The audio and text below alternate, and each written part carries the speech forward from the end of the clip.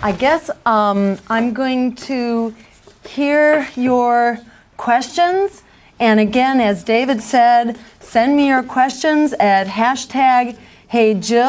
And I just have to give a big thank you to David Cobb and a thank you to all of our staff for our campaign, and to Ajamu Baraka, who is here tonight with me, and to his staff as well. So I just want to give a big thank you. If I could, another round of applause for all the great work you guys are doing. And send me your questions. I will give a lightning round reply to them, because I understand Twitter gives me exactly 30 seconds and no more. So these are going to be really quick replies. Okay, our first question is actually a quote, and we'd like you to talk about that quote. That one is from Martin Luther King when he says, "When there is injustice anywhere, it is a threat to justice everywhere." What does that mean to you? That means that we must work together to fight for racial justice and social justice and climate justice and for peace and women's justice. At the end of the day, all justice runs together, but together we are absolutely unstoppable. Another question is from Kyra L. Moore, who says, would it cost less to write off all student loan debt than the Wall Street bailout cost? Great question. Yes, it costs far less. So we came up with $16 trillion to bail out Wall Street. What we need to bail out student loan debtors is $1.3 trillion. We can certainly come up with that money. There is no more important investment for our future and for our society than our younger generation. This one is from Shelby, who says, "Hey Jill, what are your opinions and stances on NAFTA and the TPP?" On NAFTA, it was a disaster that sent our jobs overseas and depressed wages here at home. The TPP is even worse. It is NAFTA on steroids. Not only, same thing for our jobs and our wages, but it also creates this investor-state dispute system that puts our laws and our regulations at the mercy of international corporations. So it is a disaster. We must stop it. Okay, we also have a question called, "Hey Jill, technology is estimated to eliminate 30% of jobs by the end of the next decade. Is the solution a basic universal income?" Yes, absolutely. A universal basic income is one way to approach this. Another is through a Green New Deal, which also creates the right to a job, a good job that helps us meet this emergency of climate change. Right now, we're in an all-hands-on-deck situation. So we need everybody right now. That making workers obsolete is not in sight if you actually consider the climate change and the transformation we need to accomplish starting right now. Okay, all right, so I'm just getting a note here to remind you to please share your live stream on Facebook and on Twitter so that we can get the word out and build this bigger movement for justice and for the transformation that we urgently need and that we deserve.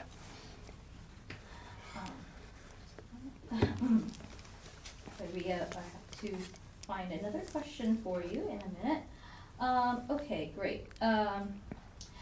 This one is from Will O'Regan, who said, "This was obviously a huge success tonight in the debate. Were you worried you would be under arrest when you went to Hofstra? Would you do this again?"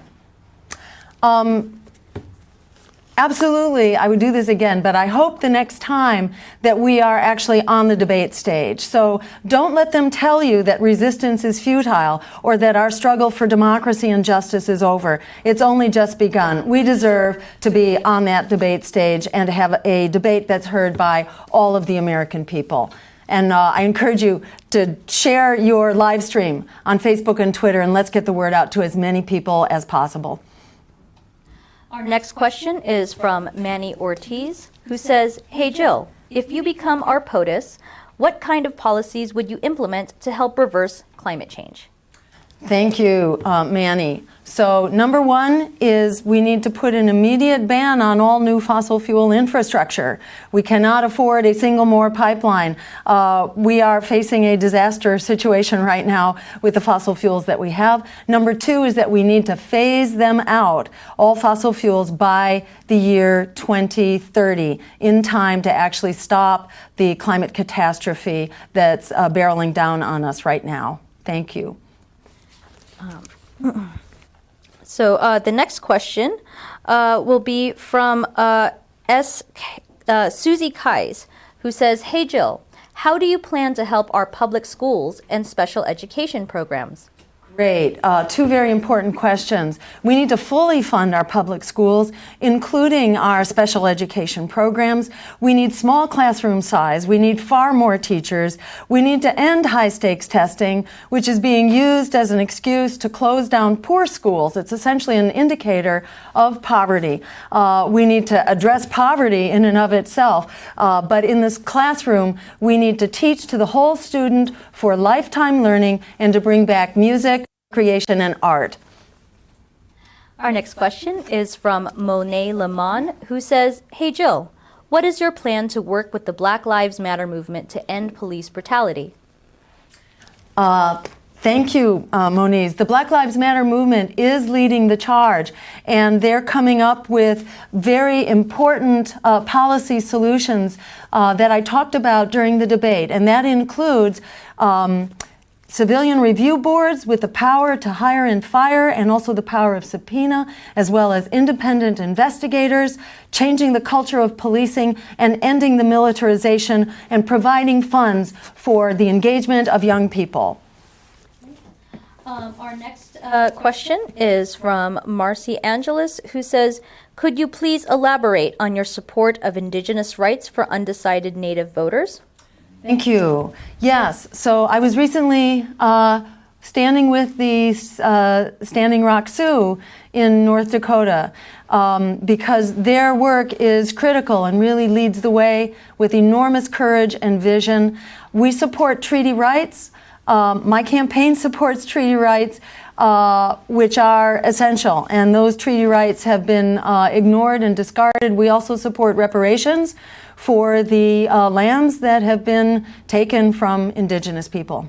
Okay, great. Our next question is from A.T. Spears, who says, "Hey Jill, can you talk to us about the deregulation of corporate America and how you view true democracy in the United States?" Great. So the deregulation of corporate America is what brought us the Wall Street meltdown.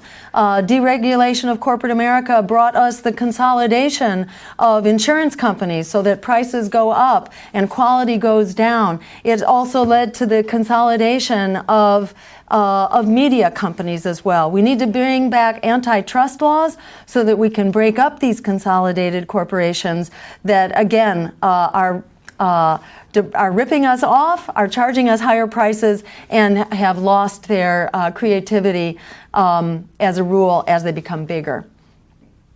Our next question is from Kyra L. Moore, who says, "Hey Jill, does it make sense that we sold $150 billion of weapons to the Saudis this year?"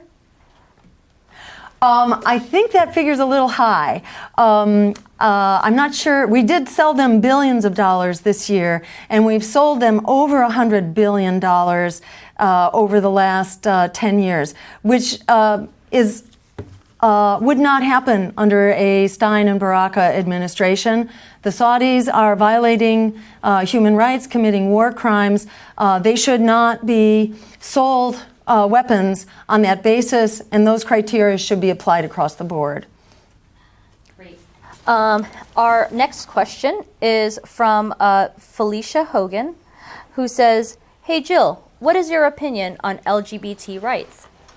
LGBT rights need to be supported. I was actually the first governor candidate in Massachusetts to support equal marriage at a time when the Democrats were trying to figure out whether they supported civil unions. So we believe that discrimination is unconscionable and should not be allowed, whether on the basis of sexual preference or gender identity or race or religion for that matter.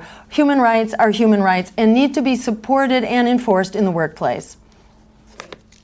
Our next question is from, a person named Jill Not Hill, who says, "Hey Jill, would you close Gitmo on day one?" I would certainly work to do that, and I would fight vigorously to have all of the remaining prisoners moved out of Gitmo and to shut down this facility, which is a real national scandal, an abuse of human rights, and a source of great tension internationally for the torture and human rights violations that are taking place at Gitmo. Our next question is from Jim Peterson, who says, "What are your plans to help the homeless, especially homeless vets?" Great question, Jim. There's so much that we can do for the homeless, and there's so much we can do for vets. We have more empty homes right now than we have homeless people. So we need to bring those homes back into use. We can put people to work and create jobs by rehabbing those homes where necessary so that they again become habitable. And we need to put communities back in charge of their housing rather than developers who are building housing for profit. We need to ensure we have housing for people. Our next question is, hold on. Our next question is from David D. Phillips, who says, "Hey Jill, do you have any suggestions moving forward as to how we might get rid of the Commission on Presidential Debates, or at least its arbitrary 15% rule?" We do need to get rid of the arbitrary Commission on Presidential Debates and its intentional use of the 15% rule to silence political opposition. In the words of the League of Women Voters, this commission is a fraud being perpetrated on the American voter. The Democratic and Republican parties should not be put in charge of managing and essentially censoring the debate. We need to challenge their legitimacy, which is what our campaign is doing. I encourage you to support this movement to end the Commission on Presidential Debates. Our next question is from Paul Driver, who says, "Hey Jill, what are your thoughts on worker co-ops?" Thanks, Paul. Worker co-ops are essential. They're a very important part of the economy. We would establish an office of the cooperative economy in order to help teach people and provide the skills for establishing worker cooperatives. We would make funding available to them because right now it's very hard for them to get the capital they need in order to start up. This is an important sector of the economy that we need to support. Great. The next two questions I'm going to combine. The first one is from Daniel Dye, who says, "Do you think Obamacare was a good idea?" And we're going to combine that with a question from Jameson Weaver, who says, "Hey Jill, what would you do to improve our healthcare system in the United States?" So to improve the healthcare system in the United States, we need healthcare for people, not for profit. There were some good things that happened under Obamacare, but there were some very bad things as well. It gave a monopoly, essentially, to insurance companies and to pharmaceutical companies, which are ripping us off for almost $500 billion a year. We need an improved Medicare for all system to put our healthcare dollars into healthcare. Our next question is from Jane Doe, who says, "Hey Jill, would you pardon Chelsea Manning?" The answer is very simple. Yes, Chelsea Manning is a hero for exposing the crimes and the lies and the international law violations that was being committed by our government in our name. We deserve to know what our government is doing, especially by way of war and war crimes, and he enabled us to stop it. So she should be pardoned and brought back a hero.